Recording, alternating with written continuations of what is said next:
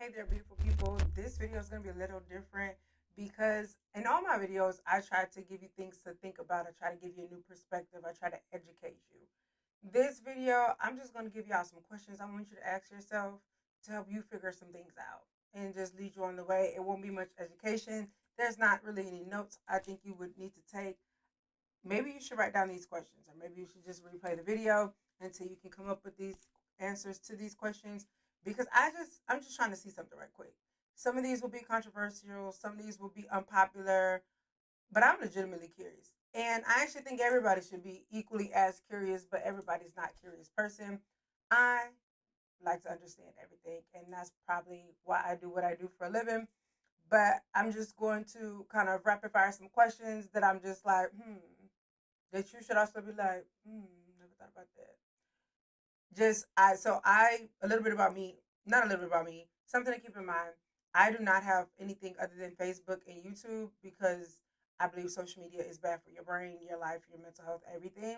And I'm gonna have a video about that soon.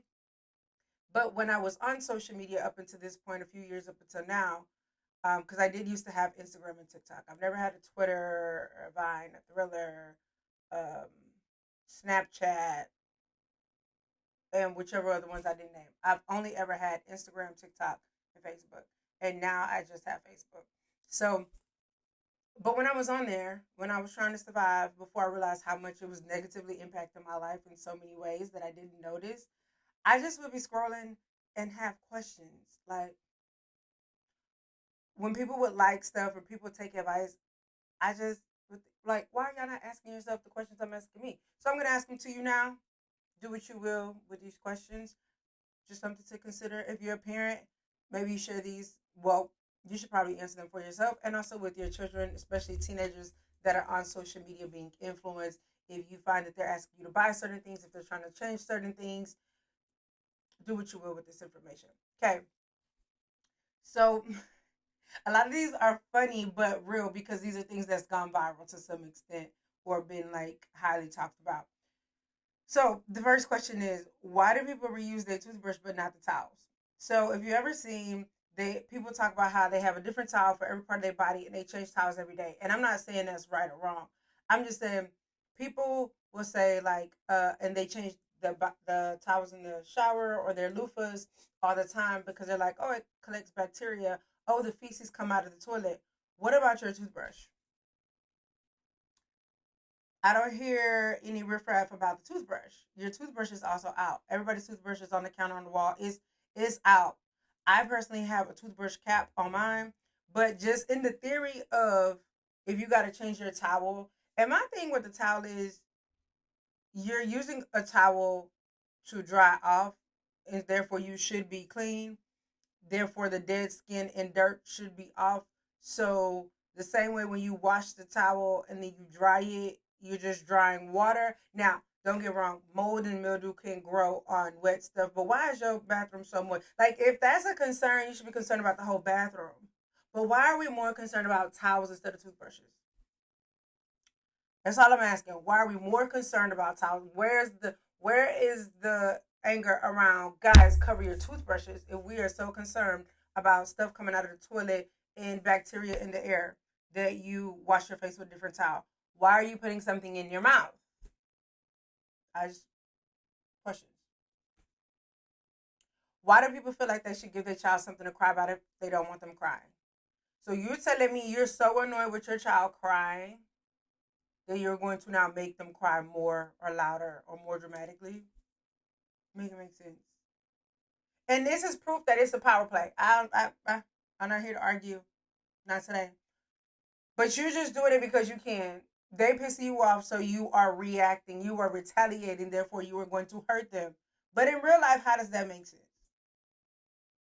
Because you're literally saying, because you get on my nerves, I'm going to hurt you. What? Physically or emotionally or both, depending on what kind of parent you are. But how? Why would you do that? If you don't want them crying, why make them cry? Shouldn't you be trying to figure it out so they can stop crying? Like threatening your kids to behave is teaching them how to be manipulative. But next question. Oh, this is pet peeve. This is personal. This is personal. We can argue about this one. Why do people say or assume that because a single mother is doing well, she must receive child support. And I'm the utmost offended because the last child support payment I got was $5.37, and it was like 3 years ago. And before that, it was like $8 3 years before that. My son is about to be 17. I've got a total of $20 ish in the last 17. But why can't I just be doing well? Why you just can't say you're doing a great job? Congratulations. I am doing well because of this. You see this book? I wrote it. I have 4 of them. I am not getting by off of child support. And I think it's disrespectful and invalidating to assume, oh, because they got all these kids, they're getting help from the government, they're getting child support. What if they're getting nothing? Exhibit A. I don't get food stamps. I don't get nothing except the money that I work for. That's it. Why mind your business? Y'all the same people want to know when people gonna have another kid and all that stuff, and then you want to wonder how they going on trips and how they get bags. Mind your business, first of all. But second of all, everybody's not thriving off child. Hey, do you know? Because my baby daddy is a bum by definition. His child support was only set at $193 a month. So $200 a month. Daycare is more than that a week. So if I were getting child support, I wouldn't be doing that well. You wouldn't even know. My life would not be changed. I would probably put that in account for my son. My son eats through that in a week. Like, be FFR. Don't do that, please. I just want to know why y'all do that though. Why do you do that? If that is you, why would you do that? Okay, next. Oh, this one's gonna get the people going. Why are y'all so okay? I understand this to an extent. But the question is, why are y'all so against giving churches money, but then looking for the church to give you money? Where are they gonna get that money from? Y'all be mad when Joel Osteen closed the church doors, but don't want to give Joel Osteen no money. Who gonna feed the people? Who gonna pay the people light bill? Like the church is doing for the community based on the donations to the church. So if you don't want to donate to the church, fine, but don't be going up there with your hand out because you don't believe people should be giving the money, meaning you don't believe the church should be giving you money. I'm just saying because where would the church? The church is made up of people. These buildings and everything, including the pastors who are taking advantage, because they do that. They buying their fancy clothes and their mansions with that same money. But a good chunk of that money is going to pour into the community because where would that money come from? The same way it's going in the pastor pocket, it's going into other people's pocket. So when y'all be like, oh, that's why I don't give my money to the church. But then when something happens, the first thing y'all say, go to the church, see if you get formula, go to the church to see if they help you with your bill. With what money? The money you said not to give them? Why? I'm not laughing at you. I just am laughing at the mentality. How do you want the church to give people money if they don't have any because nobody's giving them money? How does that like? Next question.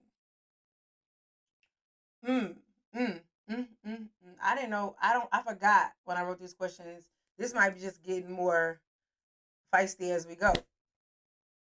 I just want to know why people who imitate black women make more money than the black women themselves. Like everybody gets paid in real life, social media, movies, their careers, imitating black women, mocking black women, being hyperbolic about black women. But the very black women they are mocking or imitating or making fun of that y'all think is so funny, where her coins at? For just existing. If y'all think black women are so funny and so entertaining, they should all be rich. I'm just saying. I'm not saying they shouldn't imitate black women. I'm not gonna say it's my favorite thing, but I'm not gonna say I don't watch Tyler Perry either. I'm just saying, why do people cosplaying as black women be more successful than the black women they cosplaying? Do y'all like black women or not? Okay, next. So why do people stop going to church after a bad experience but nowhere else? Like you don't apply that principle nowhere else. Like if you go to Walmart, because we all hate Walmart, and you go and they don't have what you have or you have a bad experience, you don't write off Walmart. You just go to a different one. You're like, oh, let's try to Walmart in the other neighborhood. Or you go to Popeyes and the fries was cold, or you got the stomach flu from the chicken because the grease was old. You gonna go to a different you gonna go to different Popeyes. I know all y'all. I don't eat McDonald's. I had a bad experience at McDonald's before. They get your order wrong. You still go to McDonald's. So just conceptually, I people do get mistreated in the church. Don't get me wrong. People, there's a lot of bad happening in the church. I'm not defending the church. I'm questioning your mindset. If you something bad happens at church or you get church hurt, which is very real, why do you be mad at God instead of just finding a different church? Because God didn't do it, then people did. And people don't listen to God. God didn't tell them people to mistreat you, gossip about you, steal from you, mess with your child, whatever happened to you, because they be wilding in the church. I'm just asking why y'all don't apply the same principle across the board for your whole life. Y'all go back to exes, y'all go back to friends, your family. Everybody can do you wrong, and you gonna go back. But if the church do you wrong, you never want to hear about God again. Now you're atheist. Now you believe in rocks. Now you believe in whatever. And if that is where you find truth in the light in the way in life, that's you. But I'm just saying, if you got to that because this one church did this one thing, or a couple churches, and you wrote off all churches and or God, why don't you do that for everything else? That's all I'm asking. I also want to know who decided the beauty standards, because everybody's starting to look alike. Like certain things. First of all, the people y'all want to look like don't look like that. The people y'all want to look like don't look like that. They don't look like themselves. And I'm not against cosmetic surgery. I'm just saying you want to look like somebody who don't want to look like themselves. Y'all don't see anything strange about that. And everybody supposed to look a little different so we can identify people and know who's who. But if y'all want to be copy and pasting, what is that about? Like, y'all never seen two beautiful women who look nothing alike? Two beautiful men that look nothing alike? It's a thing.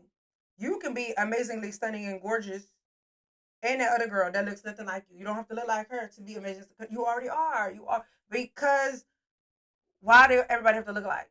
Like, why can't we have a variety of beauty? I'm just asking.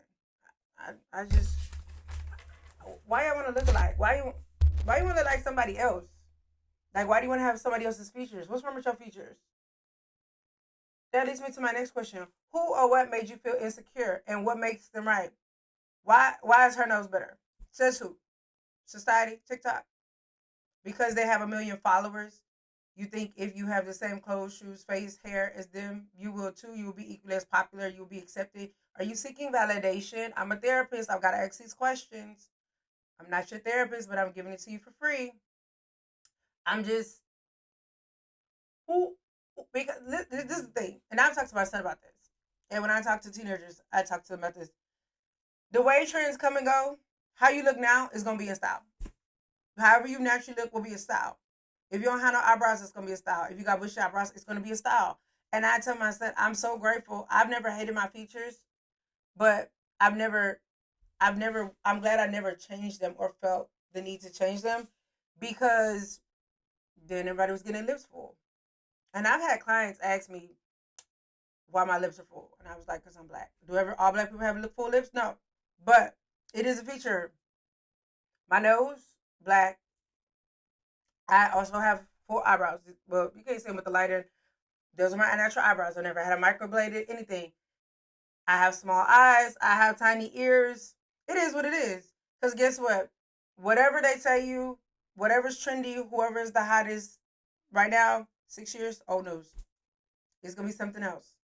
And I just want to know how many times you're going to change yourself to keep up with, like, obviously, that look is not the end all be all, because otherwise it wouldn't be changing so rapidly. So I just want to know, like, what if being on social media has made you insecure? Get off.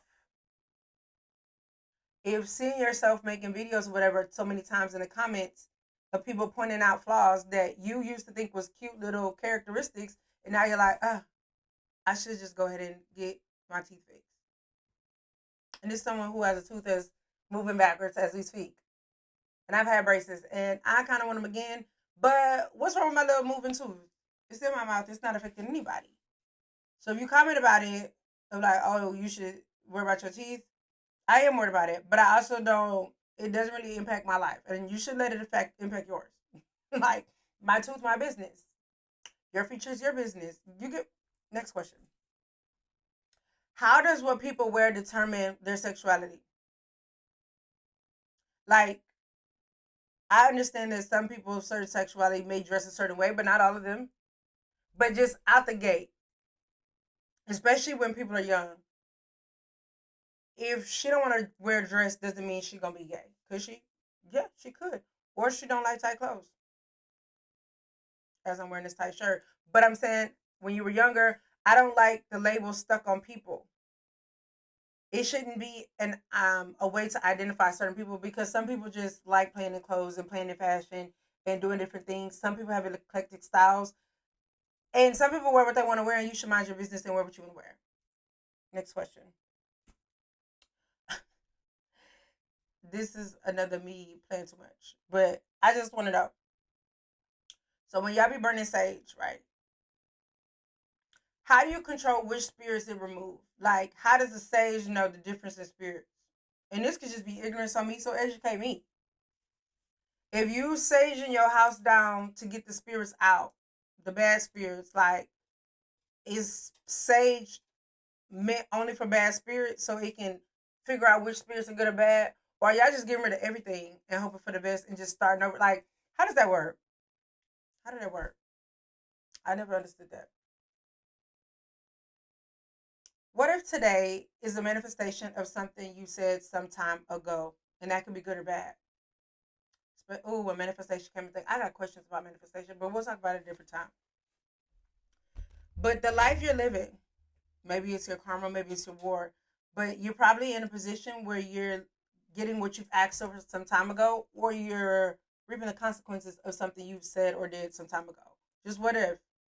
Just think about, what life choices have I made that could have got me here? Good or bad, good or bad. Just self reflect. Another one. So why do non-custodial parents use work as an excuse when a custodial parent works as well? I never understood that. The every other weekend parents, but sometimes they don't get their kids because they have to work. What you think is happening Monday through Friday with the other parent that has them all the time? If they got them all the time, more times than not, they work too, and they still have them 70% of the time. So you don't, like, and this is not about gender, right? Like, because that can go either way. I'm just saying, like, the custodial parent always figure it out. If they gotta work, if they got stuff, they got life too, and they have the kids more than you. So the few times you're supposed to have the kids, you gotta work. Something came up, figure it out, like the rest of us. Change your job, like the rest of. What do you mean you can't? Because you gotta work. So do I. And that kid is here all the time. What's your point? That's the question. What's your point? You come get this kid and you find a babysitter like I did. You pay somebody to watch him like I did. You call in for work like I did. Not my problem. Come get this baby or these kids. Because I don't know what you're telling me for. I got to work too. Actually, I'm scheduled to work the weekends. You're supposed to have them. So we both got to work. But it's your weekend. So you. What work got to do with it? Oh. Next question. Why y'all be taking skincare advice for people with filters? And some of these people never had skin problems to begin with. That's me. When I deleted TikTok because I was upset, because when skincare was a thing, because I never had a skincare routine, because I never had problem skin. But I was like, at my big age, maybe I should be doing skincare routine. So I found a couple on TikTok, and I would show y'all pictures, but I don't feel like editing a video of how bad my skin got. The worst skin I've ever had in my life, and it took about a year and a half to clear it up. And once it cleared up, I deleted TikTok, because then after a year and a half later, because the trends come and go, they were like, a lot of y'all are gonna get skin infections and skin this and that from these routines y'all following on TikTok, and I did, and now I don't have a skincare routine again. And this is not a filter. My skin ain't perfect, but it ain't ate up like it was. Okay, so use discernment. If you if you're so self-conscious that everything you see on social media is like, oh, maybe I should do that. Oh, I want to do that. Da, da, da. A lot of y'all more impressionable than you think. I am too. That's why I got off there.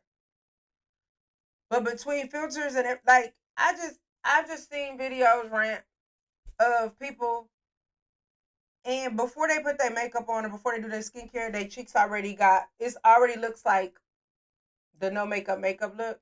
Their cheeks already rosy. So as they're putting stuff on, it don't look no different. I peeped that. Y'all be eating it up. And I really hate that for y'all because either their skin probably was already clear. And I will say influencers probably messed it up for people who are sharing genuine journeys. Like these fitness influencers who use a trainer to get the body they have that they selling you as the trainer, but they needed somebody else to get that body. And granted, some of them do get certified afterwards. I'm gonna leave that there.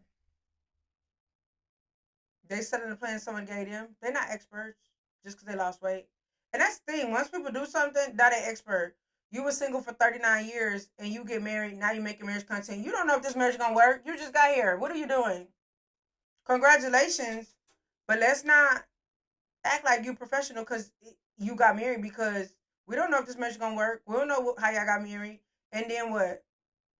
Because guess what? All them back in the day, 2016, since everybody doing 10-year challenges, when all the influencers was like, you don't need to go to college, I didn't go to college, and da da da, and then 3 years later they was in college after they convinced all the next generation not to go.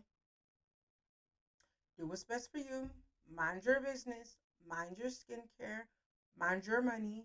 Mind your own fashion. Mind your own choices. Because this is not, your life is not a group project. It should not be. And that's why I'm not telling you what to do. I'm just telling you, if you find yourself in this rabbit hole or trap of thought processes, just ask yourself these questions and hopefully it helps you make a better decision. I don't know. I hope this helps though.